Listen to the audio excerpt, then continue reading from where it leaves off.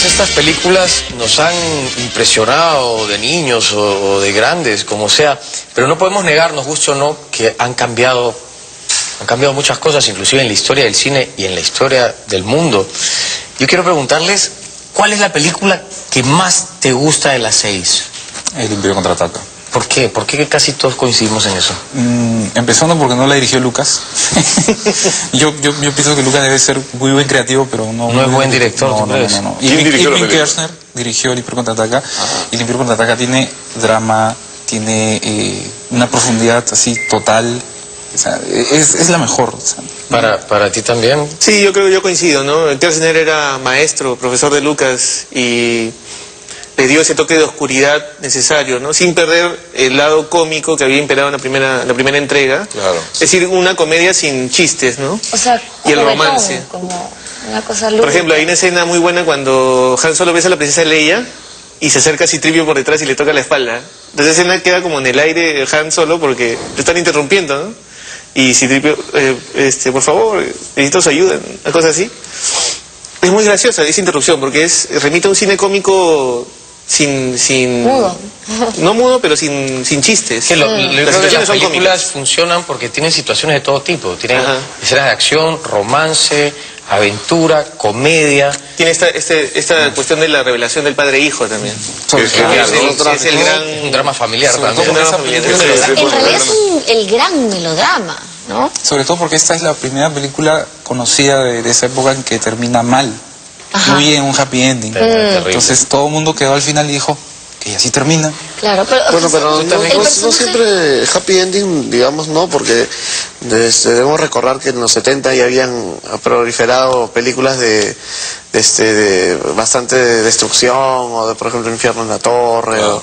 o Tiburón, Claro.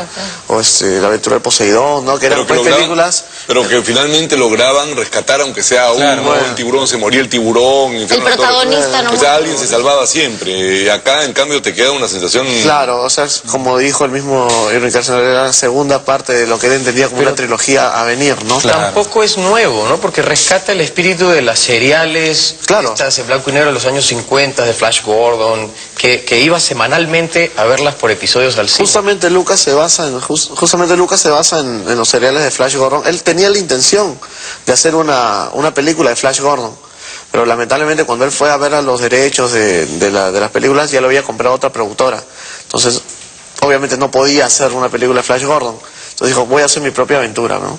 Y por eso, tú ves los créditos, o sea, las letras cuando se pierden en el espacio de Star Wars, Flash Gordon empezaba así. Igual, cada serial de cada capítulo de la semana empezaba O sea, así. en verdad Lucas no descubrió nada. Porque No, lo que Lucas- hizo fue juntar elementos de muchas culturas, de muchas expresiones, de cine, y meterlos en esta historia muy concreta.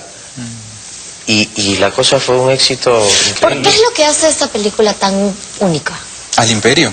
Sí. O O sea, toda a la toda la saga, ¿no? Bueno, de repente por ser un universo y un imaginario nuevo nacido de la nada, ¿no? Y ubicado en una época temporal, porque dicen es una galaxia muy lejana, pero no te dicen si es en el pasado o en el Eso yo futuro. quería preguntarte, ¿dónde pasa todo esto?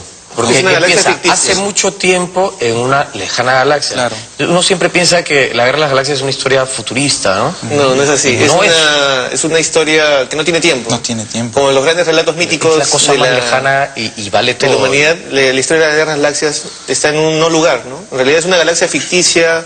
Si tú ves los mapas que hay en las diccionarios visuales, hay un mapa galáctico. Hay planetas, hay estrellas, hay Y la genialidad... rutas de mapa galáctico navegación. establecido previamente a la película. Eso no, eso a surgió posteriori. después, eso O surgió sea, después. gente como ustedes que se dejó de decir, a ver, vamos a hacer un... Vamos a ordenar esta Vamos a ordenar información. Pero yo creo que Lucas sabía todo eso desde antes. Bueno, por lo menos eso dice él. Inicialmente él trabajó una serie de guiones basados en si me corrigen ustedes, las aventuras de Anakin Starkiller.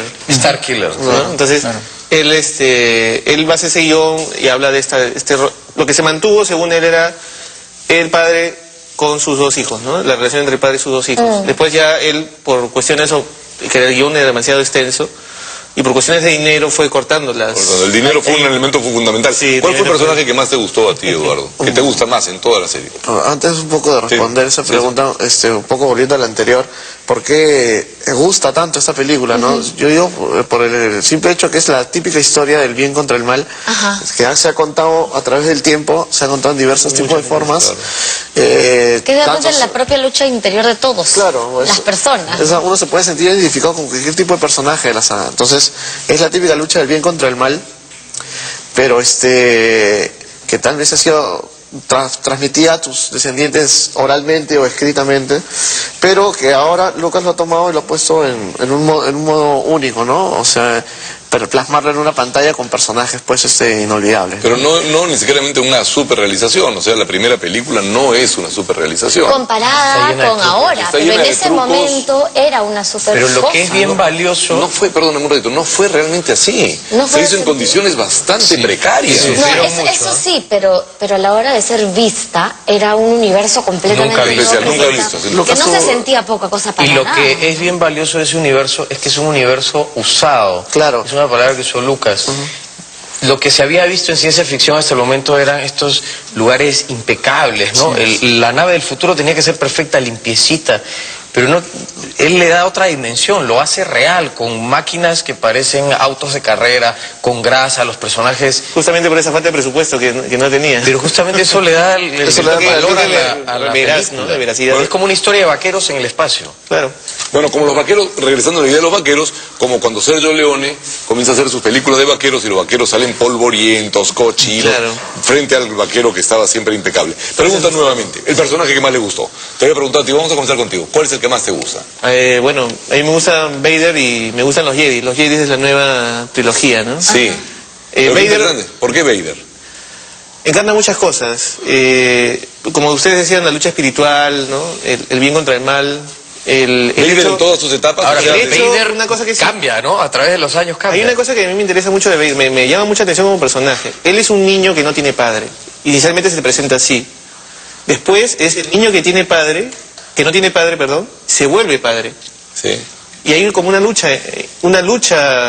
interna, que eso se muestra en el episodio 3. ¿no? Pero eso lo sabemos ahora.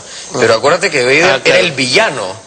Era el malvado más grande de todos. Y de pronto se convierte en el protagonista de la historia y en la víctima. Después de 20 años. Sí. Yo creo que es una historia de redención, ¿no? Una historia básicamente de redención. Bueno, que se redime, finalmente sí, ¿no? Finalmente... Se redime a través de su hijo. Como decía, son arquetípicos, ¿no? Es arquetípico, definitivamente. Como decía Joseph Campbell en su libro El héroe de las mil caras, ¿no? El héroe caído es redimido por el que vendría a ser su descendiente, no su hijo, ¿no? Es lo que se ve al final, ¿no? Un ángel caído. ¿Y a ti qué personaje te gusta más? Luke. Sí. Digamos, en el universo de Star Wars, ahora con la saga completa, se debería ver que es el héroe ya por excelencia, porque Anakin tiene una carga inocente. Claro, ¿no? Tú lo ves a Luke al comienzo en la Guerra de las Galaxias como un inocente granjero, que esto de sonrisa fácil, recontra ingenuo, todo el mundo lo agarra de lorna. Pero después, en el regreso del Jedi, tú ya lo ves con sus trajes oscuros, sus facciones han cambiado, es más maduro, ha crecido, ha sufrido pérdidas, ha sufrido tanto una pérdida corporal, ha perdido su mano, ha sido amputado, y ha perdido también la inocencia que él tenía. Ese crecimiento lo convierte en un caballero. Esto del rostro de Luke también es parte de un accidente que tuvo en la vida real. Claro, pero le ayudó al personaje. Él estuvo en Hawái después de la filmación, entre el episodio 4 y 5, y tuvo un accidente de motocicleta. Entonces lo operaron y no le quedó muy bien la cara. Entonces Luke, cuando apareció con una cara diferente. Entonces todos decían que es raro, ¿no? Ha cambiado bastante. Le había cambiado la expresión completamente. Y Lucas lo justificó diciendo que era un poco la transformación que sufría por la fuerza, ¿no? Y por todos los cambios que había tenido, ¿no? Ahora que dijiste que Luke era medio lorna, ahora que hablamos del personaje que más nos gusta, ¿cuál es el personaje más lorna? ¿Cuál es el personaje que creen que fue un error ponerlo en la saga? Jar Jar Binks.